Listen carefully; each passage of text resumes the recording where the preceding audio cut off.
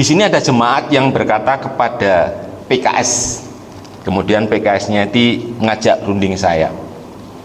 Dia menjadi Kristen bukan bertambah enak hidupnya, tetapi menjadi lebih berat. Akhirnya dia tidak ke gereja karena ada orang yang merasa menjahati dia. Kemudian PKS ini jadi kayak memberikan nasihat, tidak masuk. Ya, tapi saya mencoba memberikan pengajaran pengalaman, semoga di berikutnya jemaat ini bisa aktif kembali di gereja ya. Kita akan belajar bersama-sama Bapak Ibu tentang perkataan Yesus digarami dengan api. Artinya bahwa setiap orang yang percaya kepada Yesus ternyata tidak seperti yang kita bayangkan. Jadi orang Kristen itu kayak hidupnya mewah, kaya, mobilnya banyak, bisa menikmati. Ternyata tidak seperti itu Bapak Ibu. Karena ada proses namanya digarami dengan api. Ya, kita akan baca bersama-sama. Next.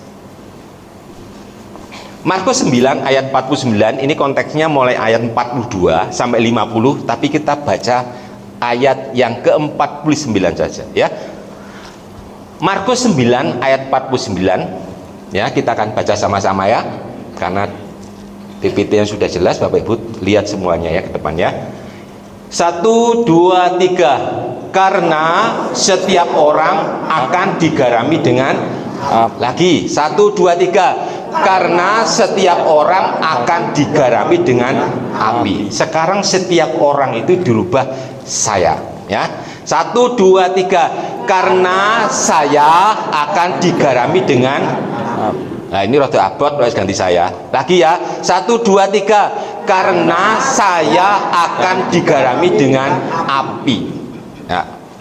Ini konteksnya tentang Yesus berbicara kepada murid-muridnya, lagi ngajar murid-murid Bapak Ibu ya. Dimulai ayat 42, karena sebelum ayat sebelumnya murid-murid lagi berdebat sopo yo sing luwih gede ning surga.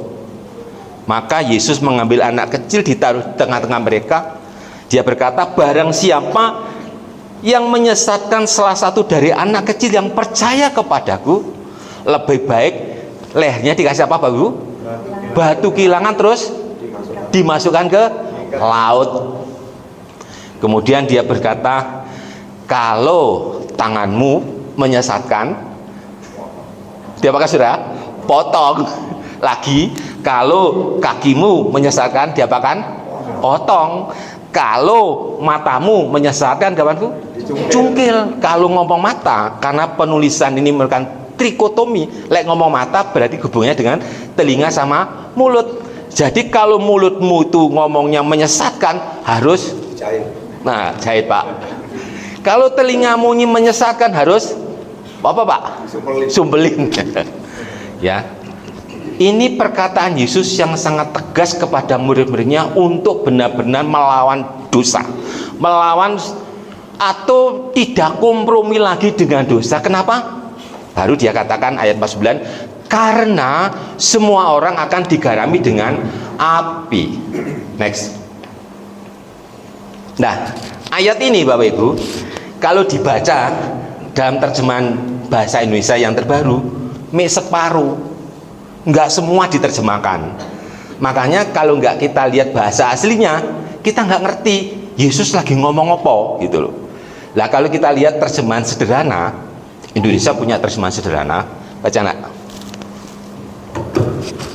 Sebenarnya setiap pengikutku akan diuji dengan kesusahan yang rasanya seperti panas api. Tetapi setiap pengorbanan mereka akan menghasilkan dampak baik, seperti garam memberi rasa pada daging kurban yang dibakar di mezbah Tuhan. Nah, kalau kita pakai terjemahan Indonesia yang sederhana, kalimatnya nggak sama. Tadi kan setiap orang akan digarami dengan api, titik. Tapi kalau ini saudara, sebenarnya setiap pengikutku akan diuji dengan kesusahan yang rasanya seperti panas api. Gosong ora? Menderita ora? Jadi Kristen menderita tan ora? Tetapi setiap pengorbanan, kesediaan saudara diproses.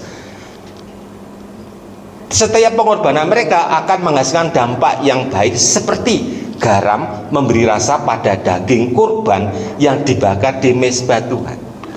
Terjemahan Indonesia ini hampir mendaki teks aslinya. Coba teks next. Nah, teks aslinya seperti ini, ya. Ada, kalau pertama kali tadi cuma pas garpuri halis ndel setepis titik ganok terusane. Tapi masih ada ayat di bawahnya, kalau terjemahkan apa adanya, sebab setiap orang akan digarami dengan api, tadi koma, dan setiap korban akan digarami dengan garam. Jadi konteks Markus 9 ayat 49 itu terjemahnya separuh dalam bahasa Indonesia, terjemahan yang baru. Makanya kalau kita nggak lihat teks aslinya, Yesus lagi ngomong apa gitu. Yesus mengajar dengan ajarannya baru gitu. Tidak, sebab ada perkataan setiap korban akan digarami dengan garam. Ini bicara tentang imamat pasal 2 ayat 13. Next. Nah, Yesus tidak membuat doktrin baru. Yesus menjelaskan kembali supaya murid-murid itu yang dihadapi dia, itu murid-murid itu paham semua dengan kitab Taurat. Tadi pagi saya sudah ngomong, murid-murid yang Yesus yang 11 orang ini, mereka tahu persis tentang Taurat karena mereka bersekolah, ya. Sekolah dasarnya mereka Bet Safer itu umur 5 sampai 10 itu mereka sekolah menghafal kitab Taurat. Ini untuk Israel yang utara, tapi Israel Selatan tidak hanya menghafal kitab Taurat, tapi ada kitab para nabi dan kitab Mazmur. Nah, murid-murid ini bicara dengan 12 murid ini, mereka orang yang paham tentang kitab Taurat. Makanya Yesus tidak membuat hukum baru, tapi dia pakai hukum yang sudah lama. Next. Hukumnya gini. Imamat pasal 2 ayat 13. Baca enggak? Next. Yang besar. Nah, ini besar ya. Dan tiap persembahanmu yang berupa korban sajian haruslah kau bubuhi garam. Janganlah kau lalaikan garam perjanjian Allahmu dari korban sajianmu. Beserta segala persembahanmu harus kau persembahkan garam. Nah, maksudnya begini Bapak Ibu. Setiap orang yang percaya Yesus, setiap orang yang ingin masuk surga, gampangnya, mereka harus mengalami proses penggaraman seperti zamannya memberikan seperti orang Israel memberikan korban persembahan di kitab Imamat. Jadi pada waktu persembahan sebelum ditaruh di mezbah Tuhan, mereka harus digarami dulu. Nah, sajian di sini Bapak Ibu, ada istilah sajian dan ada istilah persembahan. Sajian ini bentuknya makanan. Jadi makanan ini dibawa ke mezbah itu harus dikasih garam. Next. Makanan ya. Next, yang paling, nah ini. Kali ini Bapak Ibu masih lebih gampang paham. Persembahan korban yang binatang itu Bapak Ibu, pada waktu untuk penggaraman dagingnya, korban hewannya harus diapakan dulu? Sembelih, harus dimatikan dulu. Kalau nggak dimatikan bisa nggak digarami? Nggak bisa. Coba kambing domba yang mau kita garami, ya Pak, kasih garam 2 ton, belum digarami melayu dhisik saudara. Tapi lihat dombanya ditaleni, dibeleh sih, dipotong ya Pak, dibeleh saudara. Nanti dipotong-potong-potong, manut dia, terus digarami, manut nggak melayu karena sudah Ini simbol, Yesus memberikan simbol proses penggaraman ini seperti proses pemurnian umat Tuhan yang mau betul-betul hidup bersama Dia. Jadi digarami. Lah supaya jadi penggaraman, maka dia harus mau nyembelih, artinya apa? Mematikan manusia lamanya, mematikan karakternya dia. Kalau karakter manusia lama nggak mau dimatikan, maka tidak akan pernah terjadi proses penggaraman. Makanya Kristen sejak tahun 2000. Pak Edi pira ya? 2000. Oh ya, kayak aku berarti. Saya 44 tahun. Makanya selama jadi Kristen 40 tahun nggak berubah karakternya, nggak mengalami Kristus, nggak mengalami kasih Tuhan. Amin. Kenapa? Karena tidak pernah ada penggaraman. Ya. Lah gimana mak caranya? Ya manuto. Lek disembel itu artinya dimatikan. Ya. Siapa yang nggak pernah berbohong? Berarti kabeh yo pernah berbohong, ngomong kabeh yo. Lah saya enggak, Pak. Lah itu baru beda. Berbohong tuh nikmat loh. Betul? Loh betul, sing pengusaha-pengusaha ya, Pak. Oh, Pak Edi ini kan pengusaha. Walaupun sekarang dia sudah pensiun jadi dan apa koramil ya Pak, komandan. Tapi usahanya sekarang dari pengusaha, bohong tuh susah loh Bapak Ibu. Bohong tuh berat loh, bohong tuh penderitaan loh. Karena nota yang kita buat itu kalau harus jujur rugi tenan loh. Tapi kita tidak boleh berbohong karena ada proses penggaraman. Makanya supaya kita bisa digarami, kita gak boleh berbohong ya. Yo jujur, saudara. Lah proses penggaraman ini Bapak Ibu, proses mematikan manusia lama kita. Setelah itu digarami, dipotong-potong. Tubuhnya dipotong-potong, lek ono tulangnya gua kampak segede dua gitu saudara. Terus kulitnya diseseti dulu. Lalu selesai dikasih garam, perih ora kira. Lek luka ini loh, terus dikasih garam, perih ora kira. Perih. Sudah selesai terus dibakar loh. Wis perih sik diopong, saudara. Ini namanya proses penggaram, baru asapnya ini naik menjadi dupa yang harum di hadapan Tuhan. Ya. Next. Garam itu simbol, Bapak Ibu. Jadi kalau ada daging, lebih gampang ibu-ibu fokus ning daging. Ya, kan gampang biasanya mari masak daging. Kalau dikasih garam awet, nggak cepet busuk. Tapi kalau daging dipotong dibiarkan, maka dia akan didatangi bakteri. Bakteri itu dosa. Dosa yang nikmat itu bakteri. Tapi kalau sudah digarami, bakteri masuk tumpah sendiri, bakterinya mati dewek. Lah daging yang ada bakterinya mungkin dipotong karena ada bakteri sudah terbawa di dalam binatang itu. Tapi kalau sudah dikasih garam, bakteri tadi mati dengan sendirinya, maka dagingnya menjadi tetap fresh, tetap seger. Ini simbol. Jadi setiap orang yang mau digarami itu dibuang karakter lamanya, manusia lamanya yang biasanya bohong. Itu dibuang kebohongannya, belajar jujur. Wayahe batine 20 juta dadi mek 1 juta. Ya, Pak? Iya, karena pengusaha masih yo pernah. Bapak Ibu.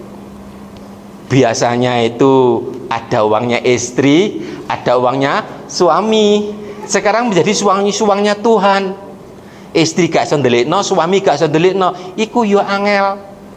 Itu namanya penderitaan. Ya. Biasanya lek disinggung orang nesu. Ayo coba siapa yang disinggung nasu, angkat tangan. Nanti tak kasih spesial bonus makan cuimi spesial. Ayo, sing tersinggung, sing nggak pernah tersinggung selama hidupnya, angkat tangan. Besok ke rumah saya, tak gratisi cuimi saya. Lebih loh sama kok. Semua pasti gampang tersinggung. Wong perkataan istri itu menyakitkan kok. Ya, saya ini golek kaos kutang, ciklet. Saya ini sing ngotek, itu lek orang tersinggung, ya tersinggung loh. Masalah kecilnya jadi kecol, marah sepele dari sepolo. Saudara, karena kita ini orang yang gampang tersinggung, Bapak Ibu. Itu karena kita ada proses penggaraman, maka kita terus menang. Lebih baik diem. Nah, tidak mungkin di dalam keluarga itu tidak ada cekcok, tidak mungkin, pasti ada. Entah ambil anak, entah ambil bojo, terutama ambil bojo, saudara. Karena kesalahan istri, kesalahan suami itu kadang-kadang kalau kita nggak memahami itu jadi pertengkaran gitu. Tapi kita sadar bahwa setiap orang percaya, saudara dan saya, itu tidak lepas dari proses penggaraman. Artinya masalah itu pasti datang, disuguhkan saudara, supaya saudara mengalami proses penggaraman itu. Next. Lah api, jadi garam itu bisa menetralkan, membentengi, gitu. Menjadi garam itu simbolnya karakter. Jadi kalau saudara punya karakter Allah, kalau tadi pagi saya ngomong karakter Allah, kalau saudara punya karakter Allah, saudara ada dosa yang lain, tidak mempan. Kenapa? Sudah jadi karakter. Aku sudah nggak mau bohong, campur pembohong lagi. Pas remi, pas jogo malam, ada remi, diajak berbohong, kita wis gak biasa bohong, ya nggak mau berbohong. Biasanya loh saudara, dulu loh saya nyoba minuman keras itu loh. Lek jogo, melok jogo toh, karena bapakku nggak tuh jogo, jadi aku yang jogo, melok sis kambling.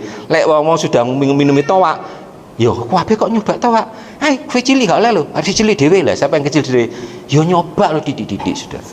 Jadi saya ngerti, oh minuman keras ini yo. Lah, terus kan kita ini namanya jaga malam itu campur masyarakat. Itu ada remi. Namanya kalau di malam itu lentrik limo itu loh Pak. Lentrik tak Pak? Masih ingat ya? Pakai duit. Lah, karena saya lihat kok api, kok serep, melok saya. Tetapi setelah kita mengenal Tuhan, kan nggak boleh koncone celuk-celuk. Ayo, kagak tau balik kok. Sekali balik mayo ngumpul ini loh sekali melok ngumpul toh. Ayo kita sumpah. Kan ini sudah dari kebiasaan, tidak suka. Ya kita enggak aku. Loh sombong. Karena kita sudah kebiasaan tidak menjadi tidak, karena jadi karakter gitu. Itu garam. Nah, api itu simbol dari ujian, proses. Ya. Jadi digarami dengan api artinya saudara diproses melalui masalahmu, melalui semua apa yang terjadi pada dirimu, keluargamu, anakmu, suamimu, istrimu, pekerjaanmu. Dia memproses saudara di situ untuk membentuk karakternya Kristus. Next. Ya. Jadi Yesus itu tadi di ayat 49 tadi itu berbicara tentang perumpamaan bahwa orang yang percaya Yesus itu sebagai korban persembahan, tapi sebelum dipersembahkan harus digarami dulu dengan api. Itu maksudnya ayat itu. Makanya next, Rasul Paulus memberikan nasihat seperti ini. Baca nak. Karena itu saudara-saudara, demi kemurahan Allah, aku menasihatkan kamu supaya kamu mempersembahkan tubuhmu sebagai persembahan yang hidup, yang kudus, dan yang berkenan kepada Allah. Itu adalah ibadahmu yang sejati. Roma 12 ayat 1 ini kalau terjemahan bahasa aslinya dia masih kurang. Karena itu saudara-saudara, demi kemurahan Allah aku menasihatkan kamu supaya kamu mempersembahkan tubuhmu, yang betul bukan tubuhmu tapi tubuhmu sebagai persembahan yang hidup, yang kudus, dan yang berkenan kepada Allah. Itulah ibadahmu yang sejati. Kita pelajari ya. Next. Nah, lah ini ya, bahasa aslinya ada kata sumata. Makanya kalau kita nggak ngerti, ada kata sumata. Sumata ini jamak, bukan tunggal. Makanya dipersembahkan menjadi tubuhmu. Sindi Pak tubuhmu. Tadi Yesus pertama kan ngomong, lek tanganmu inti, tangan ini menyesatkan, diapakan? Ini bicara tubuh tangan. Kalau kakimu menyesatkan, diapakan? Kalau matamu menyesatkan, ini bicara tubuh tadi. Ini yang dimaksud dengan somata, tubuh, kaki, tangan, mata, telinga, mulut. Mulut apa Bu? Pak, lek mulut ini apa Pak? Cangkem. Di tempat saya ini cangkem saudara. Pak Edi ajak ke Malang itu cangkem ya Pak? Nah di sini kan agak ngukuh itu ya, apa namanya, halus ya Pak. Jadi yang dimaksud persembahkan kepada Allah itu tubuh-tubuh. Jadi tubuh-tubuh tadi itu menjadi sesuatu korban persembahan kepada Allah gitu. Ya, next kita belajar satu-satu. Next. Karena itu aku menasihatkan kamu saudara-saudara melalui kemurahan Allah untuk mempersembahkan tubuh-tubuhmu sebagai korban. Paulus ngomong korban, berarti kayak tadi, kayak Yesus ngomong tadi, bahwa hidupnya orang percaya ini seperti korban yang dipersembahkan. Harus diapakan dulu? Digarami dengan api. Selama tidak ada penggaraman dengan api, maka tidak akan terjadi yang namanya ibadahmu yang sejati. Kita lihat dulu ya, satu dulu. Persembahan yang hidup itu artinya persembahan yang telah digarami dengan api.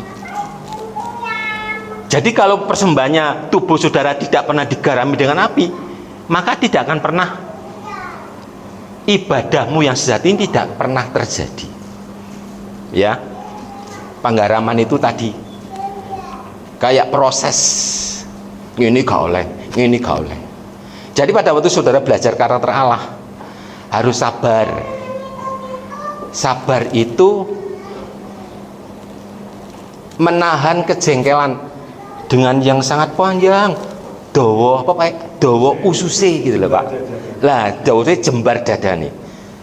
Gampang ngomong nih. Nglakoni ini angel lho. Bola-balik kudu nyawat tek selan. Ya enggak Pak Bu? Ana apa-apa salah titik wis glondang. Piring diucalno glondang. Saudara, ket ngomong salah titik, nesu titik, omplong diuncalno, saudara. Ada nggak ya gitu? Ada. Saudara. Kenapa?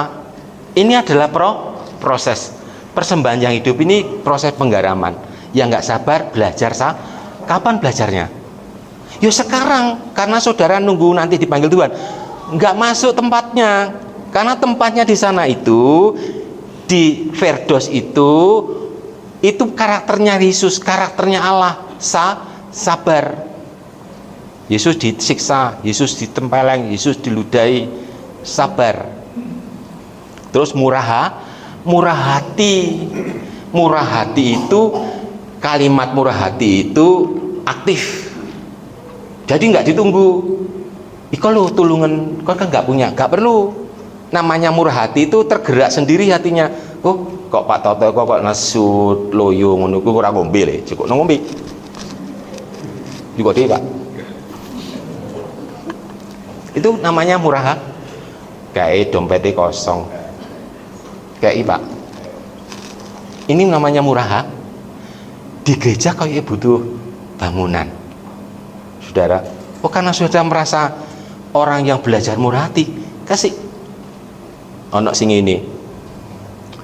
Ternyata Pak masih suka memberi perpuluhan loh Pak. Uripu ya soro. Sopo sih ngongon memberi perpuluhan di dus kaya? Ndi ya teh?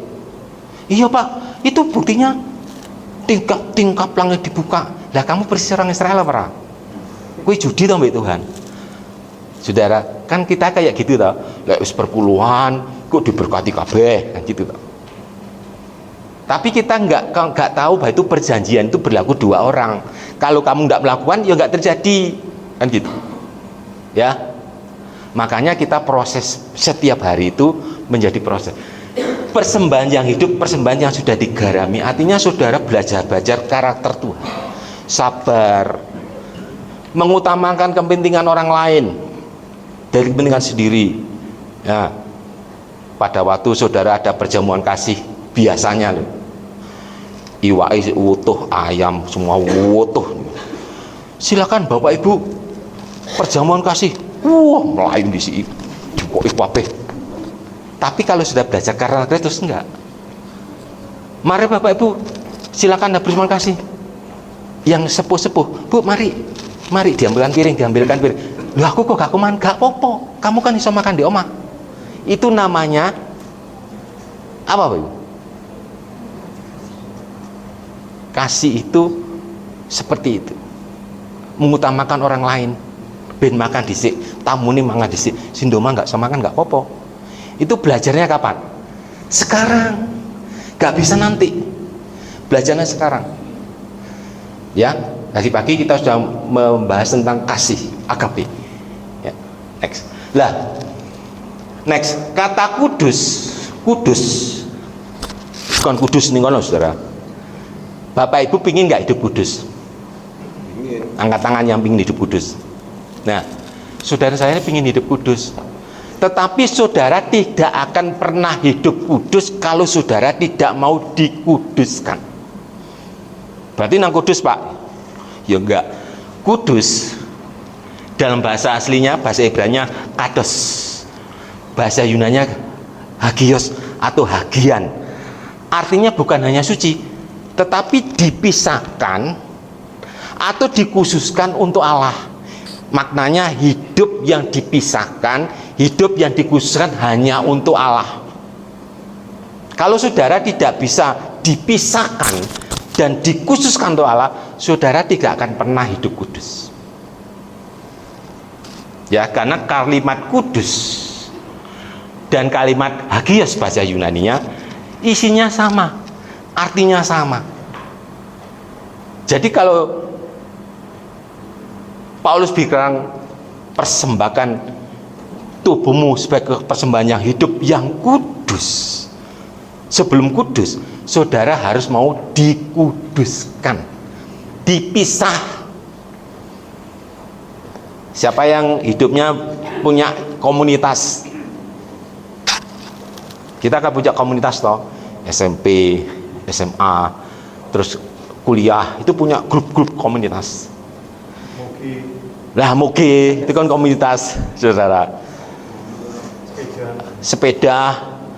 Terus ada apa, ibu-ibu itu banyak komunitas sendiri, nanti bikin event begini, nanti di sini dia kayak film Korea, baju Korea, gue di kono ganti pakai baju Dayak. Itu komunitas Bapak Ibu. Bisa nggak saudara dipisahkan, dikhususkan hidupmu untuk Allah? Kalau saudara masih begini, nggak akan bisa hidup kudus. Karena kata kudus, hagios, hagian, itu pertama kali harus mau dipisah. Loh Pak Pati nggak temenan, nggak koncoan Pak, bukan. Saudara dikuduskan artinya hidupmu itu seperti Allah, tapi kamu dibalik di komunitasmu, kamu mempengaruhi komunitasmu itu menjadi seperti Allah, menjadi serupa karakternya. Bukan saudara ngikuti joget, bukan saudara ngikuti fashionnya, bukan, tapi dia mengikuti fashion kita, fashion karakternya Kristus. Kalau saudara nggak bisa dipisahkan, kata kudus tidak akan pernah terjadi. Saya juga ngalami ini, sulit Bapak Ibu, apalagi kalau teman itu wis akrab, koyok dulur dewe saudara. Pada waktu dipisahkan, sampai dia ngomong, kamu kok malah sombong toh? Pasti dulu gini mau, iya dulu gini mau, sekarang gak mau. Karena kita sudah dipisahkan, hidup kita dikhususkan untuk Allah. Ada ibadahmu yang sejati, latria. Kata latria itu gaya hidup. Maka tadi Paulus ngomong, persembahkan tubuhmu sebagai persembahan yang hidup, yang kudus dan yang berkenan kepada Allah, itulah ibadahmu yang sejati. Itu latria. Artinya apa? Gaya hidup setiap hari.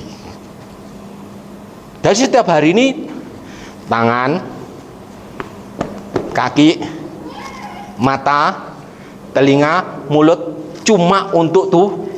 Lah gak kerja Pak, kerja, tetap kerja. Tapi mulutnya ini tidak pernah keluar dari karakternya. Ya, itu proses penggaraman. Next Kak. Rasul Petrus pun menilai kalau orang itu mau menderita hidupnya, hidup ini menderita, jadi berbuat ini gak oleh, itu penderitaan loh Bapak Ibu. Komunitas yang senang, yang jajan-jajan, yang fashion, Itu suka loh, itu menyenangkan loh kalau kita terlibat di situ.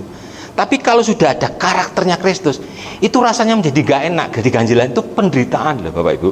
Saudara bisa dikucilkan, saudara bisa nggak punya teman banyak seperti itu lagi. Itu namanya penderitaan. Biasanya kita ini sama orang sewot karena kita menjengkelkan, jadi kita ini sewot karena dia menjengkelkan. Tapi karena ada karakter Kristus, saudara tetap menerima, tetap senyum. Pernah nggak saudara ke gereja disalami pas Bu Ella atau Pak Bambang lah lupa, tapi saudara nggak disalami? Pernah nggak ngalami itu? Itu kalau saudara nggak ngalami proses penggaraman, saudara pasti tersinggung. Pasti tersinggung. Pernah nggak pada waktu saudara mau usul ke Pak Bambang atau Bu Ella ditolak? Kalau pernah saudara mutung, itu saudara mengalami proses penggaraman yang gagal.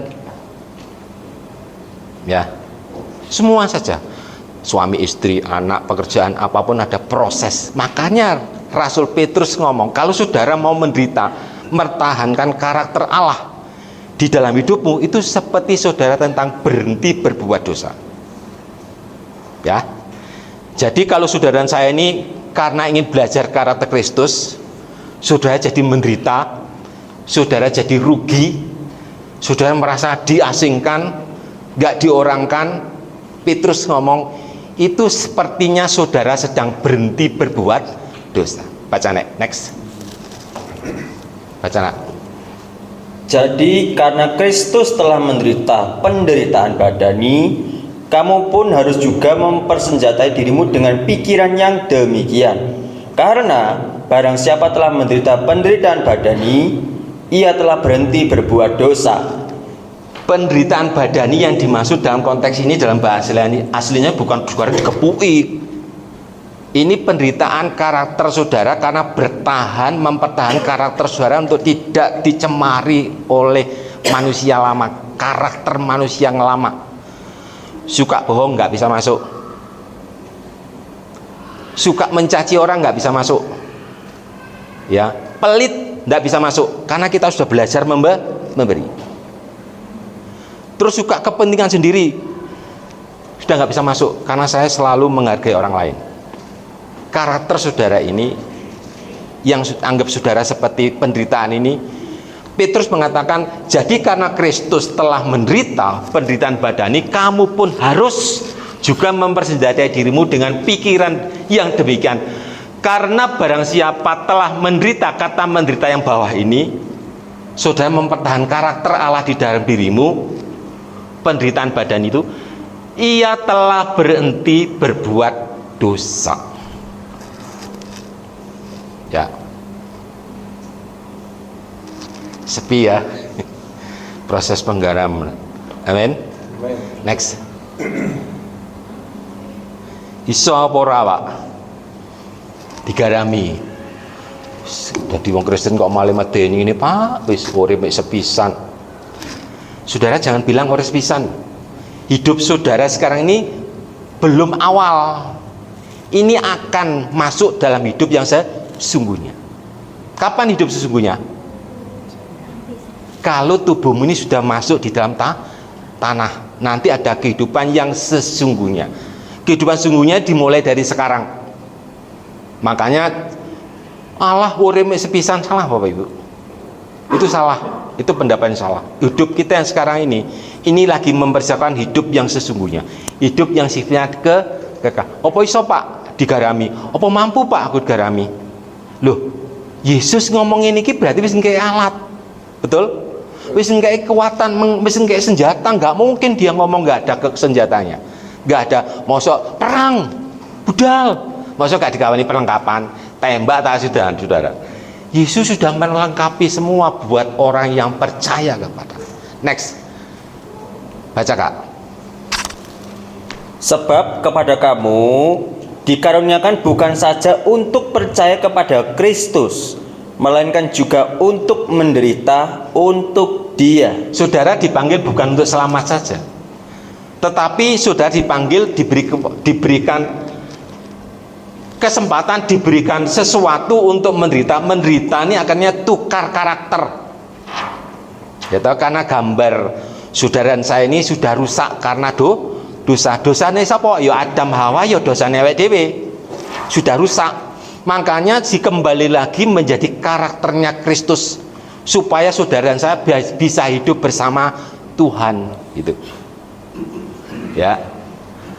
Sebab kepada kamu dikaruniakan bukan saja untuk percaya Yesus supaya saudara percaya selamat, melainkan juga untuk menderita untuk dia. Artinya menderita di kalim bahasa aslinya ini, saudara mau rela karaktermu yang lama, yang suka ngomel-ngomel, yang suka mengeluh, yang suka maki-maki, yang suka bohong, yang gak jujur, yang males gak baca firman Tuhan, yang males gak pernah ibadah, yang males gak pernah komsel,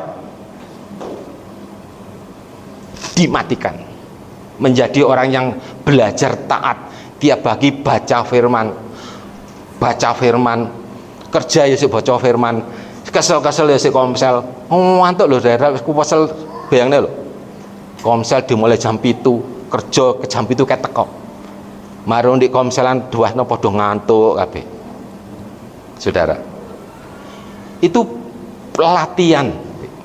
Ya, latihan menderita demi proses pengganti. Next. Dari mana, Pak? Kekuatan di Tuhan taruh. Baca nak. Tetapi kamu akan menerima kuasa kalau Roh Kudus turun ke atas kamu, dan kamu akan menjadi saksiku di Yerusalem dan di seluruh Yudea dan Samaria dan sampai ke ujung bumi. Saudara dan saya ini sudah diberikan kuasa di dalam dirimu. Kuasa itu dunamos, ledakan yang membuat saudara tidak bisa bergerak itu menjadi meledak, sudah bisa bergerak. Jadi kemampuan semua yang bikin saudara katanya gak bisa, itu sudah dikasih sama Tuhan. Tujuannya supaya saudara bisa menjadi saksiku. Next. Nah, menderita untuk dia artinya Bapak Ibu, kemampuan menolak atau melawan dosa, kemampuan untuk digarami dengan api, kemampuan untuk terus berjalan dalam tuntunan Roh Kudus, kemampuan untuk hidup dalam kerajaan Allah. Ya, next.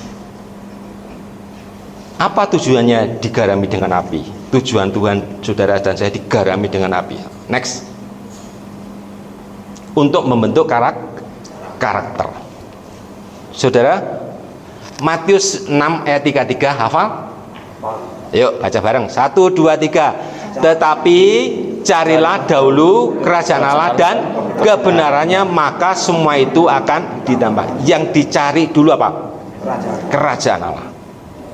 Pada waktu Yesus mau naik ke surga, dia 40 hari berulang-ulang ngajar, menjelaskan sama murid-muridnya tentang apa? Kerajaan Allah. Kerajaan Allah apa Pak? Karakternya Allah. Jadi saudara, diproses tadi melalui masalahmu, masalah apa saja, karena setiap orang berbeda-beda masalahnya.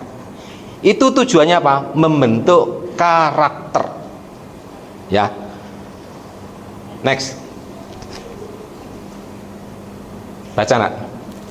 Sebab semua orang yang dikenalnya sejak semula juga ditentukannya supaya serupa dengan gambaran anaknya, supaya ia, anaknya itu, menjadi yang sulung di antara banyak saudara. Sebab semua orang yang dikenalnya sejak semula juga ditentukannya supaya, ada kata serupa dan segambar.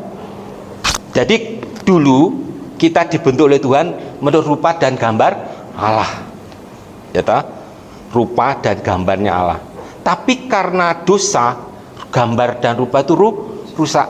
Makanya proses penggaraman ini menjadikan saudara menjadi serupa dan segambar lagi dengan Allah. Ya, next. Tujuannya adalah untuk menjadi saksi Kristus. Next. Nah, di kalimat bahasa Indonesia tadi yang terjemahan tadi saudara itu kurang ya, karena ini ada kata Dan kamu akan menjadi saksiku. Tutup. Tapi yang betul bukan saksiku, karena kalimatnya jamak. Menjadi saksiku. Lah, menjadi saksiku kan cuma orang, satu orang. Tapi karena semua anak Tuhan proses penggaraman, maka semua akan menjadi saksiku. Tidak satu orang, tapi jamak, lebih dari satu. Ya. Lah, ini ada garis bawah itu bacanya martures. Martures ada S-nya itu jamak. Kalau tunggal, martus, nggak ada 3 huruf di belakangnya, nggak ada. Itu tunggal. Tapi kalimat martures garis bawah itu jamak. Makanya terjemahannya bukan saksiku, tapi saksiku. Jadi semua orang yang digarami itu akan menjadi saksiku. Ya, next. Saudara, orang yang bersaksi itu belum tentu menjadi saksi. Karena konteks di zaman Yesus, orang yang menjadi saksi itu harus tahu dan mengalami peristiwa yang akan disaksikan. Makanya kalimat martores itu artinya mengalami, mengetahui proses yang terjadi. Bapak Ibu lihat toh, Yesus pada waktu diadili itu, dia dicari kesalahannya, kenapa? Butuh saksi. Jadi orang yang bersaksi belum tentu menjadi saksi. Tetapi orang yang menjadi saksi pasti bersaksi. Syaratnya menjadi saksi dalam konteksnya ini, orang itu tidak hanya tahu tapi mengalami peristiwa yang akan disaksikan. Oleh karena itu pada ayat yang terakhir Markus 9:40 dia berkata, hendaklah kamu semua punya garam, karakter Allah. Ya, hendaklah kalian semua punya karakter Allah. Ya, next. Ya, jadi untuk dapat menjadi saksi-saksi Kristus, setiap orang percaya harus digarami dengan api supaya tidak menjadi tawar. Jadi kesaksian sejati lahir bukan hanya dari pengetahuan, tetapi kehidupan yang diproses oleh Allah. Ya, nanti Bapak Ibu bisa lihat kesaksiannya beliau ini, Pak Edi ini, bagaimana Tuhan memproses dia, ya, jadi kenal Tuhan.